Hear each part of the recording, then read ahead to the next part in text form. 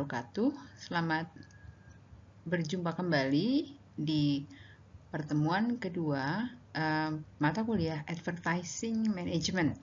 Nah, di sesi kedua ini kita akan bicara tentang lembaga-lembaga dalam manajemen periklanan.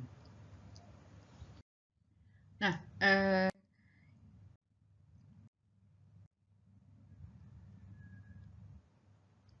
dalam definisi yang kita sudah bicarakan, manajemen periklanan itu adalah suatu sistem yang terdiri dari berbagai organisasi atau lembaga yang saling terkait dan menjalankan peranan yang saling berbeda dalam proses periklanan. Periklanan dalam anggaran yang dimilikinya melakukan kampanye ya guna mendukung program pemasaran. Nah, lembaga-lembaga apa saja sih yang menaungi periklanan? Pertama itu lembaga pengawas ya, yaitu pemerintah dan para pesaing yang berinteraksi dengan atau mempengaruhi aktivitas pengambilan keputusan pengiklan dengan berbagai cara. Kebanyakan produk itu dalam praktek periklanannya dibatasi ya oleh norma kesusilaan, kesehatan, keselamatan penggunaan, ataupun pemerataan pendapatan, yaitu kesenjangan si kaya dan si miskin ya.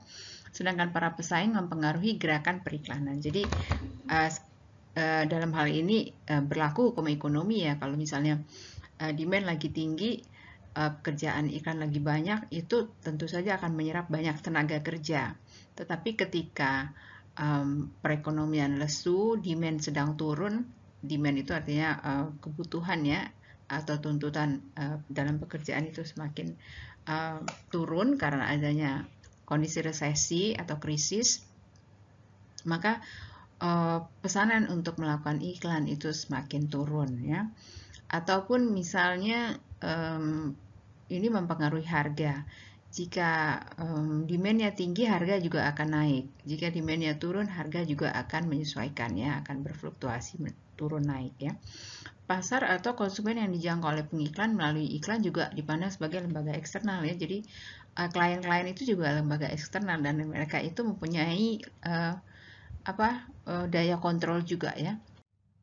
Nah, manajemen periklanan memfokuskan perhatian pada analisa, perencanaan, pengendalian, aktivitas pengambilan keputusan pada inti sistem ini, yaitu si pengiklannya ya, jadi komunikatornya di sini ya.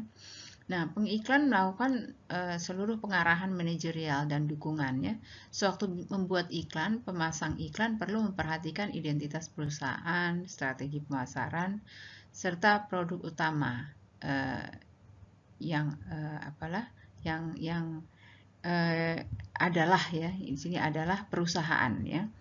Nah, jadi perusahaan itu mewakili komunikator, mewakili pengiklannya. Bisa jadi pengiklannya adalah produsennya langsung atau juga melalui perusahaan lain mungkin ya, itu menjadi komunikator. Dalam hal ini ya biro iklan itu bisa menjadi komunikatornya yang menjembatani antara si klien dengan konsumennya. Nah, Biro Iklan dan Perusahaan Jasa Riset Pemasaran atau PJRP membantu pengiklan dalam menganalisis peluang, mengembangkan kreasi, mendesain iklan, serta dalam hal pembelian media atau media buying ya. Di sini yang dibeli kalau dia radio atau TV atau audiovisual itu waktu yang dibeli airtime ya. Tapi kalau dia cetak, dia yang dibeli adalah ruang atau space di media cetak itu. Pihak media membantu menyediakan ruang dan waktunya untuk digunakan oleh pengiklan. Nah, pengiklan itu adalah lembaga inti dalam sistem manajemen periklanan. Pengeluaran oleh pengiklan dapat digunakan sebagai dasar bagi penghitungan besarnya biro iklan sebagai agen industri. Pengiklan dapat langsung berhubungan dengan pihak media tanpa melalui biro iklan, ya, karena beberapa hal tersebut. Karena beberapa hal berikut, maaf. Yang pertama, pihak pengiklan mungkin bukan perusahaan besar sehingga belum merasa perlu menggunakan biro iklan. Jadi dia langsung menghubungi media, mau pasang iklan di koran setengah halaman ya di bagian belakang untuk hari Sabtu Minggu misalnya. Dia langsung pesan. Pihak pengiklan mungkin sudah menjadi perusahaan yang sangat besar sehingga membuat unit sendiri menangani kegiatan periklanan. Perusahaan-perusahaan yang sudah sangat besar sehingga dia punya in-house unit in-house media buying atau media planner untuk membuat atau memasang iklan di media. Ada kalanya manajer iklan langsung menghubungi pengiklan agar mendapatkan order. Ya, jadi orang medianya yang aktif ya. Saya pernah bekerja di sebuah perusahaan swasta. Waktu itu ada majalah namanya Warta Ekonomi ya. Nah, bagian iklan Warta Ekonomi menghubungi saya untuk mendapatkan order apakah saya ingin memasang iklan ya seperempat halaman, setengah halaman atau malah satu halaman majalah Warta Ekonomi gitu. Nah, itu tadi bagaimana pengiklan langsung berhubungan sama media ya. Nah sekarang kalau biro iklan gitu ya, biro iklan membeli waktu dan ruang di satu media. Itu biasanya bagian media planner atau media buying ya. Ada juga biro iklan yang mempunyai bagian yang lebih kompleks di dalam departemen medianya. Ada yang melakukan media buying, media planning, media monitoring, dan media implementer ya, media implementer. Jadi sangat detail ya. Itu di perusahaan iklan besar, kalau nggak salah yang saya pernah tahu itu di Law Lintas ya, Law Lintas. Nah itu pernah ada ya susunan departemen medianya detail seperti itu. Pembagian kerjanya juga, job desk-nya juga detail ya. Nah, biro iklan melaksanakan jawaban atas pertanyaan-pertanyaan seperti ini nih ya. Ini contoh aja ya.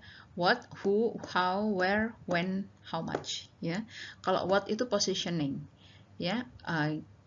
Apa yang ditawarkan produk, benefitnya, ingin dijual sebagai apa ya kan. Kemudian who itu siapa sih targetnya ya, sasarannya. Jadi dilihat dari demografi, psikografi, juga geografinya ya. Saya rasa ini sudah umum ya. Kemudian how, kreativitasnya, bagaimana membujuk calon agar tertarik. Jadi pesannya ini bagaimana nih gitu ya. Sebenarnya how ini kreativitas terkait pesan dan bagaimana penyampaiannya. Kalau dia cetak, layoutnya bagaimana. Kalau dia audiovisual, visualisasinya bagaimana. Penggambarannya di dalam pesan iklan itu siapa sih yang mengiklankan, maksudnya modelnya siapa yang jadi model iklannya, menyampaikan pesannya bagaimana, pengemasannya bagaimana ya, eksekusi kreatifnya bagaimana. Ini how ini mengenai kreativitas, jadi pesan ya. Kemudian where, media dan kegiatan, di mana aja pasar yang perlu digarap. Apakah kita akan beriklan di Pulau Jawa saja atau Jawa, Sumatera, Bali gitu. Serta media dan kegiatan apa yang cocok ya untuk pasar tersebut. Karena memang kegiatan iklan itu sangat dipengaruhi oleh kondisi pasar di daerah tertentu, bahkan budaya daerah tertentu. Sehingga ada beberapa iklan yang disampaikan dalam bahasa daerah. Ya, misalnya iklan radio tuh sering sekali ya disampaikan dalam bahasa daerah. Karena radio itu sangat menjangkau ke pelosok-pelosok ya. Jadi kalau misalnya iklan rokok atau iklan obat nyamuk itu menjangkau banget sampai ke pelosok-pelosok. Sehingga jika masuk ke daerah-daerah yang terpencil itu perlu melakukan penyampaian pesan yang dikemas khusus. Karena kita tahu di daerah mana pesan tersebut sesuai ya dalam penyampaian bahasanya, visualisasinya ya kan itu ya. Kemudian when, penjadwalan kapan kegiatan dilaksanakan. Nah kalau kita lihat ini mau puasa ya, jadi mungkin ada iklan minuman buka puasa, misalnya sirup ya, sirup marjan, sirup ABC. Kemudian nanti mau lebaran ada iklan mengenai bingkisan ya, parcel atau department store yang menjual pakaian ya, ataupun perhiasan, ataupun mungkin malah